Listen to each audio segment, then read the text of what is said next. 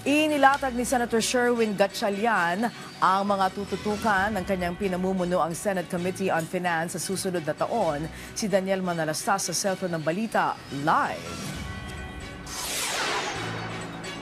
Angelique, prioridad ang edukasyon at mas transparent na budget process para sa susunod na taon. Ilan lang yan sa mga nais maisakatuparan ni Senador Sherwin Gatchalian na namumuno ngayon sa Senate Committee on Finance.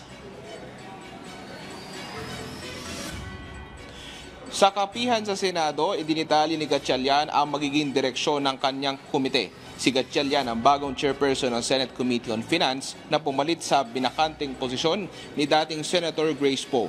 At isa sa nais niyang masiguro sa 2026 budget ay ang pondo para sa edukasyon.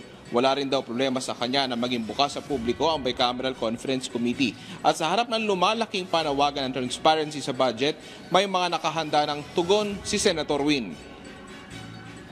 O direction rin namin, ang tawag nga namin sa commit sa internally, we will undergo or experience a golden age of transparency and accountability.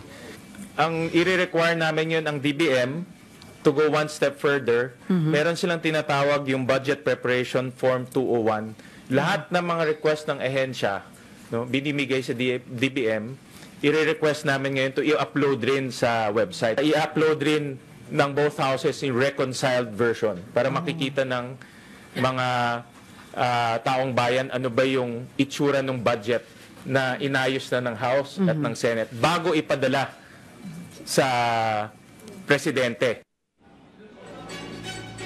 Tumugon din si Gatchalian sa babala ng Pangulo na hindi aprubahan ang 2026 budget kung hindi ito nakaangkla sa National Expenditure Program. Sabi ni Gatchalian, sa kanilang komite, tutugon sila dito na dapat nakaangkla sa prioridad ng Presidente. Samantala, Angelique, sabi ni Gatchalian, isa sa kanilang iiwasan na yung tinatawag na reenacted budget.